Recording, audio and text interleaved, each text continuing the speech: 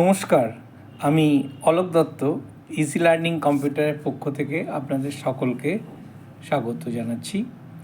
আজকে আমরা দেখাবো যে এক্সেলের ইফ কন্ডিশনটা কি করে কাজ করে। একটা এক্সাম্পল, একটা শিট আমি বানাচ্ছি। সেই শিটটার উপর কি করে এক্সেলের উপর কি করে তৈরি করা হয় এবং কিভাবে আমরা এটা করছি সেটা আসা যাক। তো প্রথমে আমরা এক্সেল একটা ফাইল তৈরি করেছি। সেই ফাইলে আমরা নাম দিয়েছি অ্যাডাল্ট চাইল্ড সার্ভে, অর্থাৎ বয়স্ক এবং কম বয়স্কদের নিয়ে তাদের একটা সিরিয়াল নাম্বার, ওয়ার্ড নাম্বার করেছি, এজ দিয়েছি, হাইট দিয়েছি, ওয়েট দিয়েছি, আর মেনশন করছি যে ওয়েদার ওরা অ্যাডাল্ট অথবা চাইল্ড। এখানে কন্ডিশন কতগুলো আছে, যেমন কি যে প্রথম হচ্ছে এজ, হাইট আর ওয়েট। এই তিনটের মধ্যে যে কোনো দুটো কন্ডিশন স্যাটিসফাইড করলে আমরা সেক্ষেত্রে বলবো যে অ্যাডাল্ট অথবা চাইল্ড। নর্মালি এগুলো অ্যাবনর্মাল কিছু না হলে, নর্মালি যেগুলো হয় যে একটা বয়স হলে তার হাইটটা বাড়ে, স্বাভাবিক। আবার ছোট বয়সে তার হাইট তো আর নিশ্চয়ই এটা 8 বছরের বাচ্চার নিশ্চয়ই 6 ফুট বা 5 ফুট 8 ইঞ্চি হাইট হবে না, সাধারণত হয় না, এক্সেপশনাল কেস আলাদা।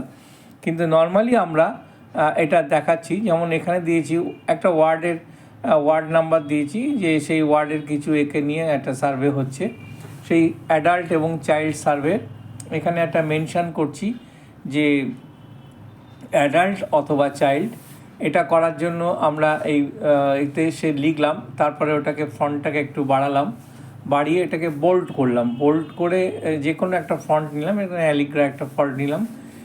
এবার কন্ডিশন হচ্ছে কি, if first bracket is equal to the if first bracket or, আবার ফার্স্ট ব্র্যাকেট দিয়ে এই এজের ঘরটাকে ধরলাম। যদি এটা গ্রেটার দ্যান 18 হয় তাহলে অবশ্যই অ্যাডাল্ট।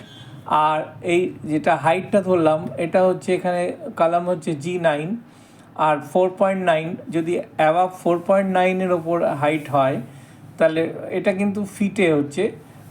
আর একটা হচ্ছে যে 40 যদি এজ আমরা দেখলাম, অ্যাকচুয়ালি অ্যাডাল্ট 18 থেকে ধরা হয়, কিন্তু এখানে আমরা একটা দিলাম যে 40 যদি হয় গ্রেটার দ্যান হয় তাহলে সে অ্যাডাল্ট, আর তার থেকে যদি কম হয় তাহলে আমরা এখানে চাইল্ড হবে।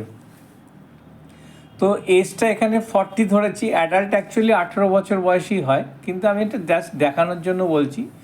তো এই কলমগুলোকে আমরা যখনই গ্রেটার দ্যান 18 মানে হচ্ছে এজ যখন 18-র ওপরে হয়ে যাবে তখন সে অ্যাডাল্টের মধ্যে পড়ে যাবে। আর যদি তার হাইট 4.9-এর অ্যাবাভ হয় তাহলেও সে অ্যাডাল্টের ওপর পড়বে। আর যদি অনেক সময় অনেক বয়স হচ্ছে কিন্তু তার হাইট কম, সেক্ষেত্রে কিন্তু অন্য আরেকটা কন্ডিশন কাজ করবে। মানে যে কোনো দুটো কন্ডিশন এখানে আছে, একটা দিয়েছি আমরা এজ, হাইট আর ওয়েট। এই তিনটের মধ্যে যে কোনো দুটো কন্ডিশন যদি স্যাটিসফাইড করে তাহলে আমরা সেই এতে আমরা ফেলবো যে আইদার অ্যাডাল্ট অথবা সে চাইল্ড। তো সেখানে আমরা ইউজ ইফ অর কন্ডিশনের মধ্যে যেখানটা আমরা বলছি যে অ্যাডাল্ট, এখানে যেমন দেখতে পাচ্ছি যে এটার 25 বছর বয়স, অ্যাডাল্ট বেরোলো ওই ইফ কন্ডিশনে। তখন তারপরে আমরা কি করব, ওই ডান দিকের কলামটাকে ধরে যেখানে মেনশন করা আছে সেটাকে ড্র্যাগ অ্যান্ড ড্রপ করলে আমাদের পুরো সব, মানে এই এক্সেল শিটের যত আছে সবগুলো বেরিয়ে যাবে যে অ্যাডাল্ট অথবা চাইল্ড। দেখুন খুব ইজিভাবে, এটা যদি আমার এখানে 1000 লোক থাকে তাহলে আমার জাস্ট একটা ইফ অ্যান্ড কন্ডিশন যখন আমি ইউজ করব, সেই ইফ কন্ডিশনের মধ্যে থেকে আমরা বেরিয়ে আসছে, এবং তারপর আমরা কি করব যে পুরো ড্র্যাগ অ্যান্ড ড্রপ করলে সবগুলো প্রত্যেকটা কলমগুলো থেকে বেরিয়ে আসবে। এক্সেলের এই একটা অ্যাডভান্টেজ আছে যে কোনো একটা যদি সঠিক করা যায় তার পরেরগুলো ও অটোমেটিক নিয়ে নেয়, অর্থাৎ ওই ফর্মুলাটা ও ধরে নেয় যে এটা এই মানে যে ইউজার সে কী করতে চাইছে সেটা এখান থেকে ধরে নেয়। এবার মনে করা যাক ওটাকে আমরা কোনো কালার করব, সেই কালারের ক্ষেত্রেও আমরা দেখব যে যদি আমরা যদি চাইল্ড হয় সেক্ষেত্রে একটা অন্য কালার দিলাম, আর যদি অ্যাডাল্ট হয় তার একটা অন্য কালার হবে। সেখান থেকে কন্ডিশন ফরম্যাটিংয়ের মধ্যে যাব। কন্ডিশন ফরম্যাটের মধ্যে ফরম্যাট সেলে গিয়ে এখানে অ্যাডাল্ট করে অ্যাডাল্টের মধ্যে এখানে কালারের লাইট রেড বা যে কোনো একটা কাস্টমস কালারও নিতে পারি।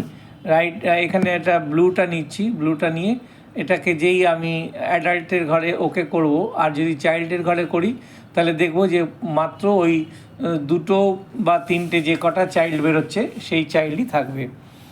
তো এই ছিল আজকে আমাদের আজকের যে ক্লাস ছিল, সেটাতে আমরা কি করে এক্সেলের মাধ্যমে আমরা একটা ইফ কন্ডিশন কি সুন্দরভাবে এটা বার করা গেল সেটা আমি বোঝানোর চেষ্টা করলাম।